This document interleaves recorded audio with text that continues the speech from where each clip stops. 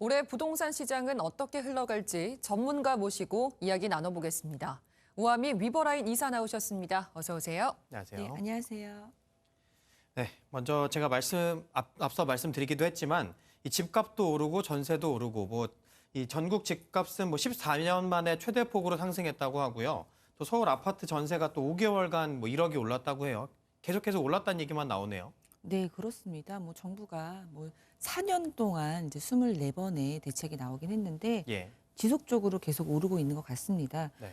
그리고 특히나 작년 7월 말에 임대차 입법이 이제 시행이 된 이후부터는 전월세 가격이 이제 급등하는 것으로 보여지고 있는데요. 예. 이 국토교통부 산하기관인 한국부동산원이 이제 발표한 그 결과를 보면 예. 지난해 전국 주택 전세값이 4.6%, 그리고 전국 아파트 전세값은 7.3% 올랐다고 발표를 했습니다. 예. 그리고 실제로 어떤 단지들을 보면은 작년에는 6억 정도로 형성이 되었던 전세값인데 작년 말에는 재작년에는 이제 6억 정도로 이제 형성이 되었던 것도 예. 작년 말에는 8억 후반대로 50% 정도 이제 상승한 그런 전세값을 가지고 있는 그런 단지들도 굉장히 많이 보이고 있었습니다. 예. 네.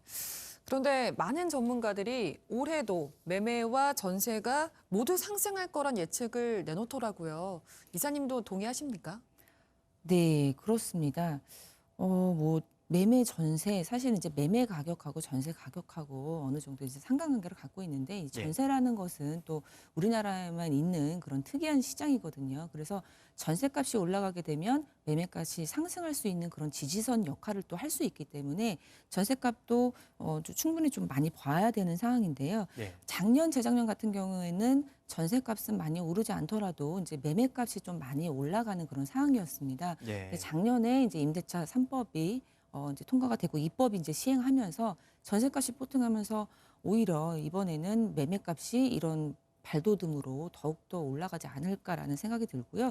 이 정부의 전체적인 기조 자체가 지금 다주택자들을 이제 규제하는 그런 기조이기 때문에 일단 임대 시장에서의 수요 역할을 할 수 있는 임대 물건들이 줄어드는 현상을 좀 보여주고 있어서 예. 당분간 앞으로 이러한 기조가 계속된다면 어쩔 수 없이 물량이 감소하기 때문에 전세값이 네. 많이 오르지 않을까 그런 생각을 하고 있습니다. 그런데 이 말씀해 주신 것처럼 이 다주택자 규제를 하게 된다면 사실은 이 다주택자들이 이제 물량을 풀 거다 이런 전망도 있긴 있었잖아요. 예, 그렇죠. 예. 그래서 다주택자를 지금 옥죄는 그런 이제 세금 규제들을 좀 살펴보면은 보유할 때 내는 보유세, 그리고 이제 거래할 때 내는 양도소득세라든지 이제 예.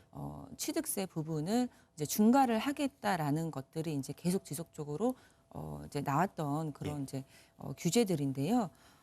실제로 지금 양도소득세 같은 부분에는 최대까지 하면은 75%까지 지금 상승이 된 부분이 있고요. 그리고 예.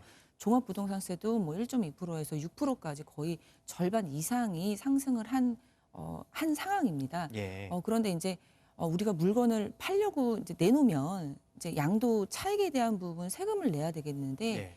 그것이 이제 60%, 70% 된다고 한다면 우리나라 이제 전세가 있기 때문에 전세 보증금으로 갖고 계시는 분들이 있거든요. 그럼 전세 보증금을 내주고 그리고 양도소득세 60%, 70%를 내고 처분하게 된다면 오히려 개인 입장에서는 적자가 되는 상황도 발생을 하거든요. 예. 그럼 이게 자금이 안 되기 때문에 물리적으로 물건을 내놓지 못하는 상황도 발생을 할 수 있습니다. 그래서 보유세는 그렇다 치더라도 이 거래세 부분에 있어서 조정이 되지 않는다면은 물건이 많이 나올 수 있을까라는 그런 생각은 듭니다. 예. 네.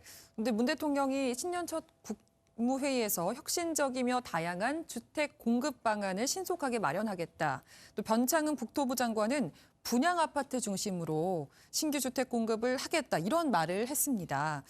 그렇다면 수요 억제, 지금까지는 수요 억제에 좀 초점이 맞춰져 있었다면 앞으로는 공급 확대 쪽으로 좀 정책 기조가 변화할 수 있다고 읽어도 될까요? 어떻게 보세요? 네, 근데 사실상 수요 억제 그리고 공급 확대 이런 부분 이제 같이 들어가야 되는 부분인데 수요 네. 억제는 바로 우리가 할 수 있는 부분이잖아요. 근데 사실 공급은 우리가 바로 할 수가 없습니다. 그래서 작년에 나왔던 부분도 바로 할 수 있는 그런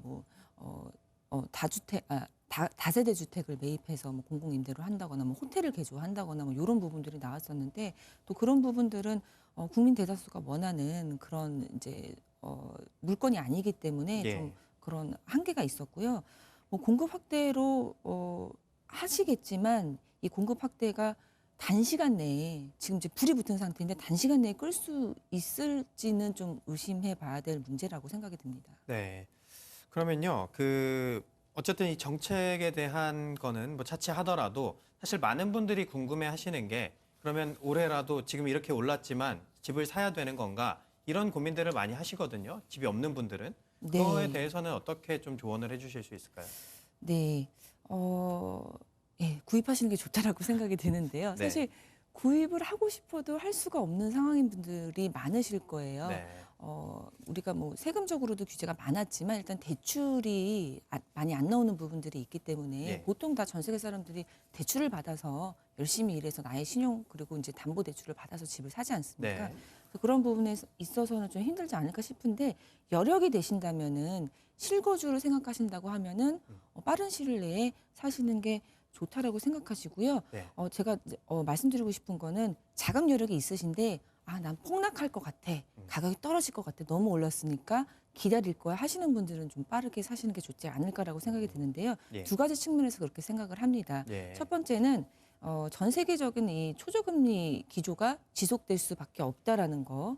그리고 이제 두 번째로는 아까도 말씀드렸지만 매매가를 우상향으로 지지할 수 있는 그런 전세 가격이 지금 너무나 이제 탄탄하게 되어 있고 네. 폭등을 하고 있다라는 측면에서는 빠른 시일 내에 구입하시는 게 좋을 거라고 보여지고요. 예. 그리고 다만 우리가 25억 이상의 그리고 30억 이상의 고가 주택들이 있지 않습니까? 네. 그런 부분들은 좀 앞으로 올해 6월 1일 기준이 이제 종합부동산세 합산 기준일인데 그 기준일 그리고 양도소득세 이제 중과가 더 추가적으로 되는 그 6월 1일 전에 좀 급매가 나오는 것을 생각해 보신다면은 그 이내에 뭐 이렇게 잔금을 치른다는 전략으로 뭐 시장을 좀 예의주시하시면서 이제 고가 주택을 좀 보시는 분들은 네. 그렇게 좀 전략을 짜시면 좋을 것 같습니다. 네. 그러면 하나만 더 여쭤보면요. 지금은 이제 여력이 되시는 분들에 대한 이야기였는데 그렇다면 여력이 좀 힘든 분들은 어떤 전략을 좀 구사하면 좋을까? 네. 네, 너무나 어려운 질문인데요. 네. 네, 그래도 어찌됐든 간에 가능하면 예, 구입할 수 가능하면 있으면 구입하는 게 네. 좋을 거라고 생각이 듭니다. 네. 그리고 또 이제 여력이 안 되시더라도 이제 떨어질 거라고 생각하시는 분들이 있는데 떨어지는 게 사실상 단시간 내에 뭐 올해 내년에는 뭐 힘들지 않을까 그런 생각이 듭니다. 네, 알겠습니다. 네, 오늘 말씀은 여기까지 듣도록 하겠습니다. 고맙습니다.